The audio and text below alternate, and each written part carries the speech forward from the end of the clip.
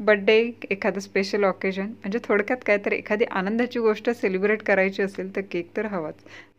ख्रिसमसही आहे आणि नवीन वर्ष देखील येत आहे, तर सुट्टी आहे मुलांना, तर काहीतरी मस्त असं व्हायलाच हवं. तर आज बनवत आहोत केक. या केकची स्पेशालिटी म्हणजे एगलेस आहे. ओव्हनशिवाय बनवत आहोत आणि बिलकुल मैद्याचा वापर न करता बनवत आहोत. चवीला एकदम छान असं होतं, एकदम स्पॉन्जी होतं. त्यासाठी बनवताना काही टिप्स फॉलो करायच्या आहेत, तर डायरेक्ट आता बनवायला सुरुवात करूया. आता सगळं साहित्य मी एका वाटीने मोजून घेतलेलं आहे, तर त्या वाटीच्या मापानुसार हा 1 वाटी बारीक रवा मोजून घेतलेला आहे. जाडसर रवा असेल तर मिक्सरमध्ये हलकासा बारीक करून घ्यायचा. हा एकदमच बारीक रवा आहे, त्याच्यामध्ये मिक्सरमध्ये बारीक करून घ्यायची गरज नाही आहे. आता हा रवा मोजून झालेला हा साईडला ठेवूया आणि दुसऱ्या एका भांड्यामध्ये काय करायचं आहे, अर्धी वाटी दही घ्यायचं आहे. हे दही जे आहे ना, ताजं दही आहे, खूप आंबट देखील नाही आहे. आणि अर्ध्या वाटीसाठी इथं अर्धी वाटी साखर घ्यायची आहे. याच्यामध्ये टाकत आहे पाव वाटी तेल टाकायचं आहे.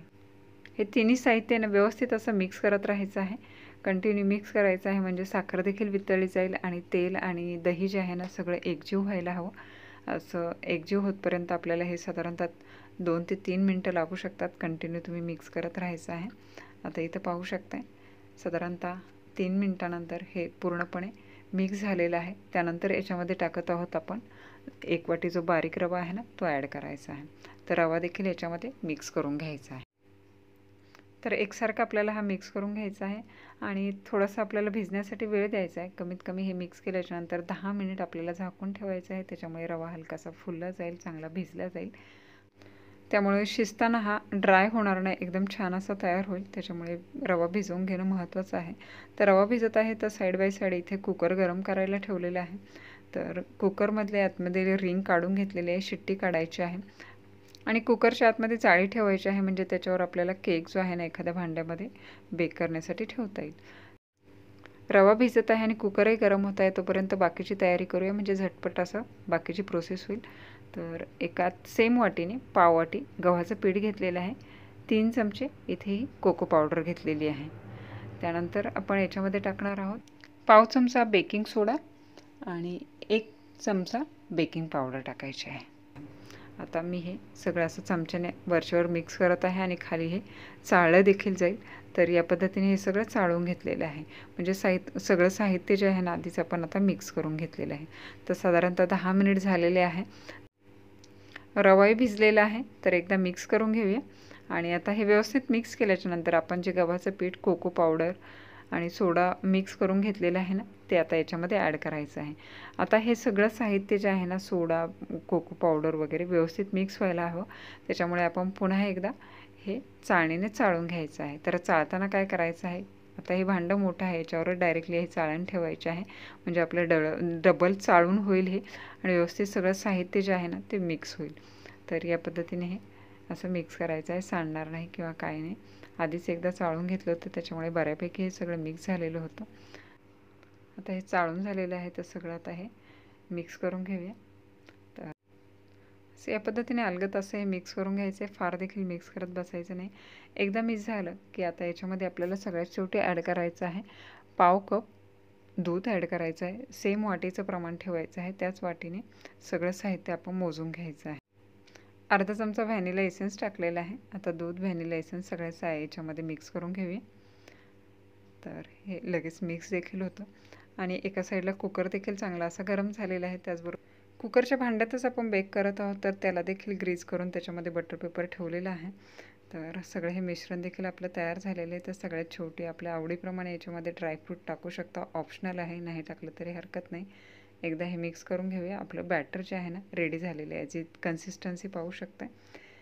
तर फार देखील मिक्स करत राहण्याची गरज नाही आहे. तर आता आपण हे कुकरच्या भांड्यामध्ये आपल्याला हे सगळं हे ट्रान्सफर करायचं. जर बटर पेपर तुमच्याकडे नसेल तर काय करायचं आहे, डब्याला आतमध्ये आधी तेल लावून घ्यायचं आहे आणि थोडंसं याच्यामध्ये कुठलंही पीठ जे आहे ना भुरभुरायचं आहे, म्हणजे थोडंसं हलकासा कोटिंग सगळ्या डब्याला व्हायला हवं पिठाचं. तर या पद्धतीने सगळं मिश्रण जे आहे ना डब्यामध्ये ओतलेलं आहे. थोडंसं असं टॅप करायचं आहे. टॅप म्हणजे असं थोडंसं आदळायचं आहे, म्हणजे जर त्याच्यामध्ये काही एअर बबल्स राहिलेले असतील तर ते सगळे निघून जातील. आणि सगळ्यात शेवटी वरून थोडेसे असे ड्रायफ्रूट टाकायचे आहे. दिसायला छान दिसतं, नाही टाकले तरी हरकत नाही.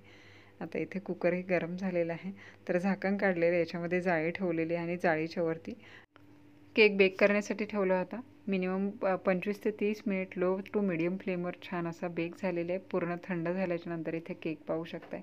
मस्त असा कलर आलेला आहे, छान असा फुगलेला देखील आहे. टूथपिकने चेक करूया.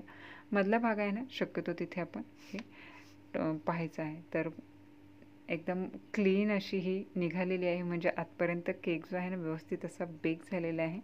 तर केक बेक झाल्याचं हे एकदम परफेक्ट साईन आहे. टूथपिकने चेक करायचं आहे. टूथपिक एकदम क्लिअर निघाली म्हणजे केक जो आहे ना आपला परफेक्टली बेक झालेला आहे. तर सगळ्या साईडने असं सुरीने ओपन करून घ्यायचं आहे आणि त्यानंतर वरून अशी प्लेट ठेवायची आहे आणि टर्न करायचं आहे. तर एकदम सिम्पल वे इथे पाहू शकता. वरून थोडंसं दाब द्यायचं आहे आणि केक पाहू शकता. खालून देखील एकदम मस्त असं झालेलं आहे. बटर पेपर काढून घेतलेला आहे आणि इथं आपण हा पाहू शकता. एकदम कलर देखील छान असा आलेला आहे आणि एकदम स्पॉन्जी असं वाटत आहे. इथे पाहू शकता एकदम मस्त असा दिसत आहे. तर आता हा कट करून पाहूया. तर छान फुगलेला आहे, कुठे हा दबलेला वगैरे असं काही दिसत नाही. तर एकदम घरच्या घरी एकदम छान असं झालेला आहे. जसं जसं बेक होत येतो ना, तर कुकरमध्ये एकदम छान असा बेकिंगचा जो सुगंध आहे ना तो घरभर सुटायला लागतो. तर कट करून पाहूया आपण. एकदम छान असं झालेला आहे. घरी केलेला हा केकची चव ना खूप छान होते. हा थोडासा गरम आहे, थंड झाल्याच्या नंतर अजून हा एकदम स्पॉन्जी होईल. तर बेक करण्याचा टाईम मी इथं 25 ते 30 मिनिट सांगितलेला आहे, पण ते गॅसच्या फ्लेमवर कुकरचं भांडं किती जाड आहे त्याच्यावर तो कमी जास्त होऊ शकतो. त्याच्यामुळे साधारणतः एक सुगंध यायला लागला की नक्की एकदा चेक करून पहा. केक बेक होताना सारखं सारखं ओपन करून तो चेक करत बसायचा नाही, नाहीतर केक जो आहे ना व्यवस्थित असा फुलणार नाही. हा केक गव्हाचा आहे, खाताना तुम्हाला जाणवणार देखील नाही एवढ्या हा चवीला छान झालेला आहे. त्याचबरोबर अजून थोडंसं डेकोरेट करायचं असेल तर चॉकलेट सिरपने वरून अशा झिगझॅग लाईन देऊन देखील तुम्ही हा मस्त असं डेकोरेट करू शकता. किंवा मिल्की बार जे आहे ना त्याने देखील ब्लॅक अँड व्हाईट असं कॉम्बिनेशनने अजून छान असा हा होऊ शकतो. किंवा अगदी असाच खायचा म्हटलं ना तरी चवीला छान होतं. आपल्या आवडीप्रमाणे आपण डेकोरेट करू शकता. तर घरी करून पहा. रेसिपी आवडली असेल तर रेसिपीला लाईक, कमेंट, शेअर करा. अशाच नवनवीन रेसिपी पाहण्यासाठी किटकीच्या मराठी रेसिपीजला न विसरता सबस्क्राईब करा. पुन्हा भेटूया अशाच एका नवीन रेसिपीचं. तोपर्यंत टेक केअर. Bye bye.